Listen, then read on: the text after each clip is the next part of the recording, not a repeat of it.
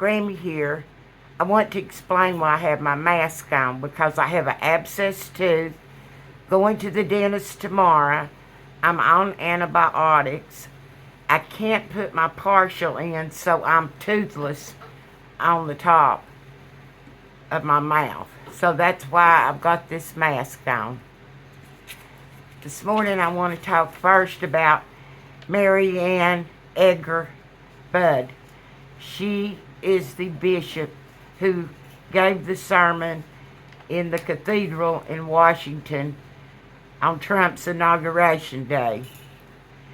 And after it was done, reporters asked Trump how he felt about her sermon.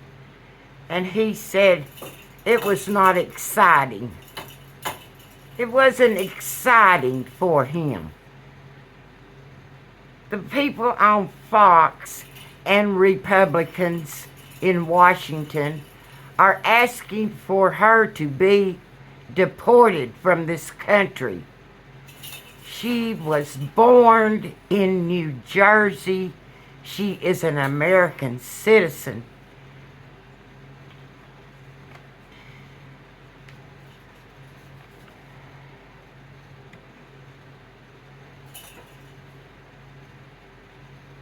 It's just very disturbing to me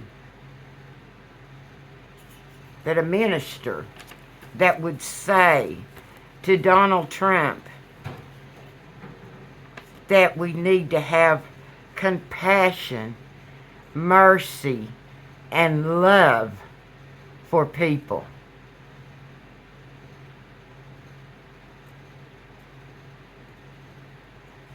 That Donald Trump thinks she's not exciting enough, and that the commentators on Fox News and the Republicans want her deported when she is a born citizen of this country.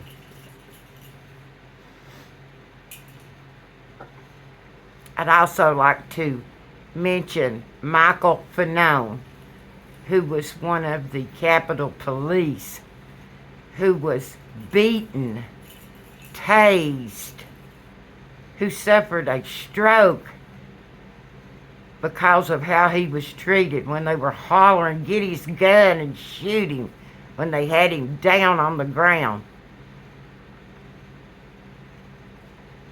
Anyway, he was on a station talking about these pardons on these people that were there and committed these crimes in Washington on January 6th.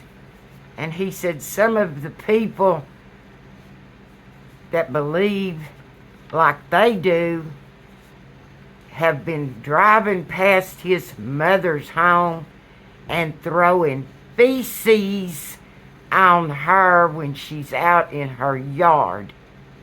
His mother.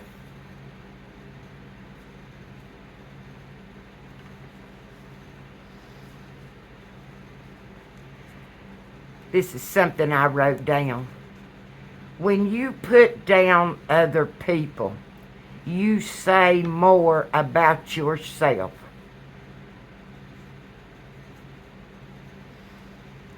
I want to comment on my viewers, my subscribers, who I love dearly.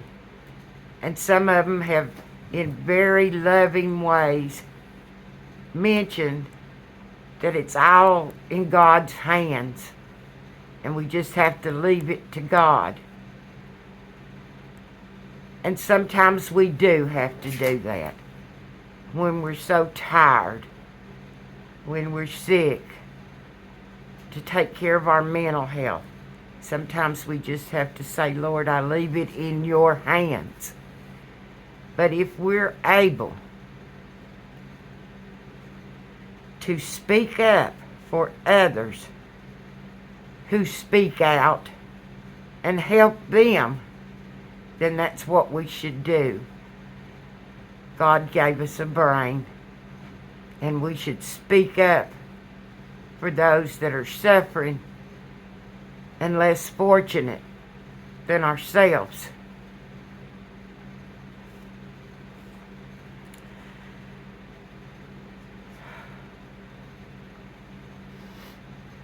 I want to tell you a little sort of a joke that I heard.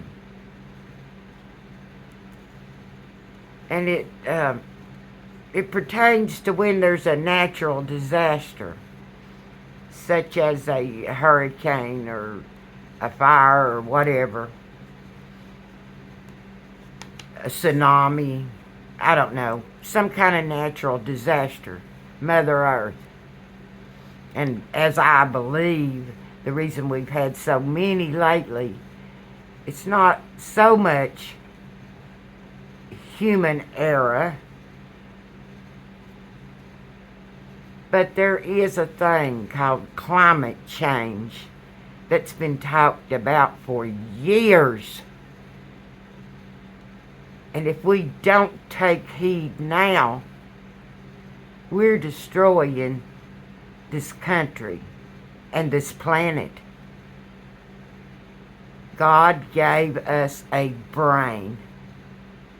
He didn't just put us here and say, we're not like little toy dolls that God sits there and just moves around.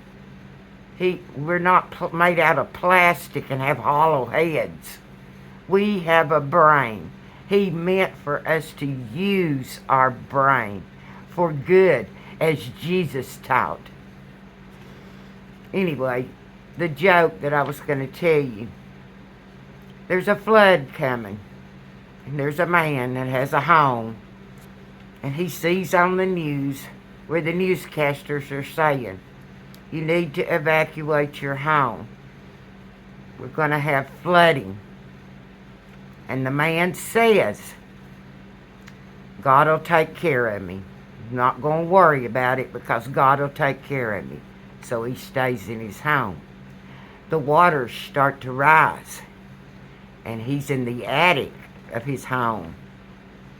And some people come, rescuers, with a boat, paddling through the waters and tell him, come on out and get in. We're here to get you. He says, go on. God's going to take care of me. Well, the waters continue to rise. He's up on the roof of his house because that's how high the waters are. And God sends a plane and they lower a rope. And the man's on the end of the rope says, come on, we're here to get you. We're here to help you. He says, go ahead. God's going to save me. He'll take care of me. So they go on.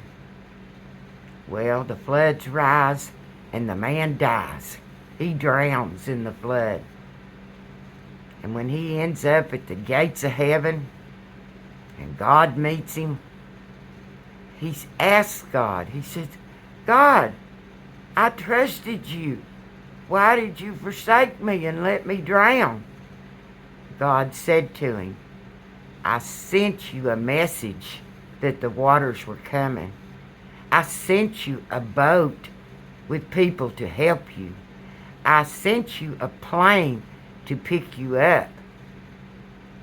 And you didn't heed what I sent you.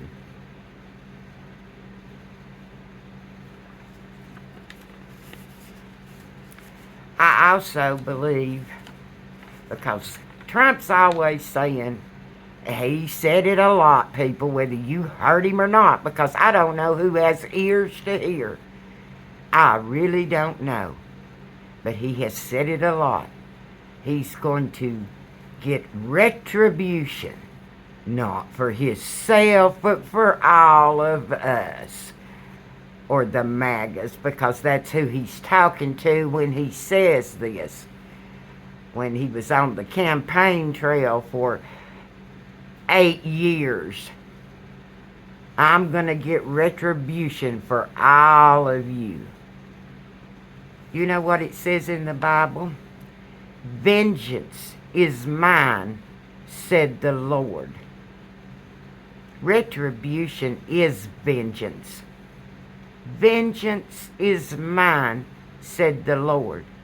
We are not supposed to want to be vengeful against each other. We are supposed to have compassion and mercy and love. Vengeance is for God, not Donald Trump.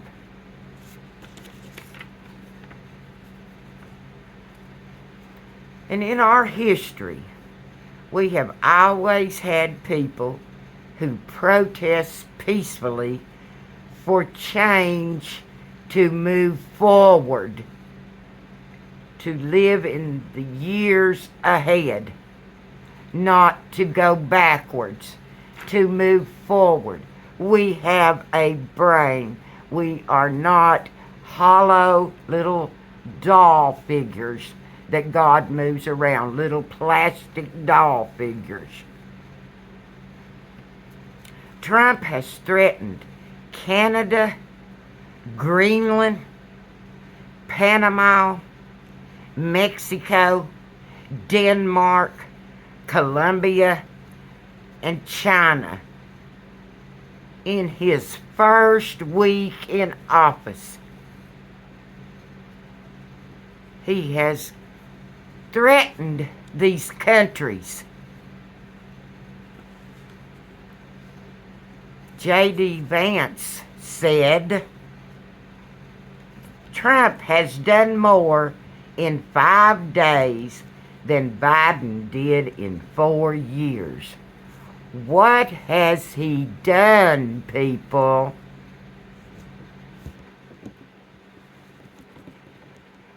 The 10 Commandments say, thou shalt not lie. And I say, fool me once, shame on you. Fool me twice, shame on me. And there's enough shame to go around for everybody.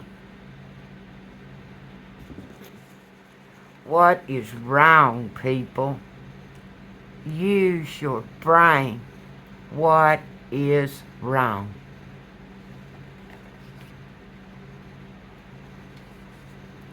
Now, before I leave, I want to show my subscribers that I got a card.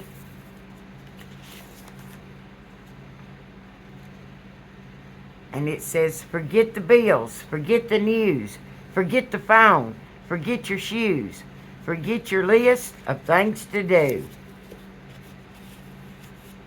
And just take care of you. And that's good advice, like I say. If you have some kind of illness or sickness or mentally you're tired and exhausted. But we have to keep going after we give ourselves a break, take care of ourselves. Here's the inside of the card, the little koala bear. Dear Antonia, Grammy, we've made it through the election, Christmas, New Year's, the second inauguration of Trump, and yet we're still here. So now we just have to stay prayerful, faithful, and strong. And we will get through whatever comes next. I believe this, and I am waiting for a better day to come. So, Grammy, please receive this small gift enclosed and do something nice for you. You and your channel encourage all of us, and I want to do something to let you know you are appreciated. And you are. Hugs and prayers, Lydia.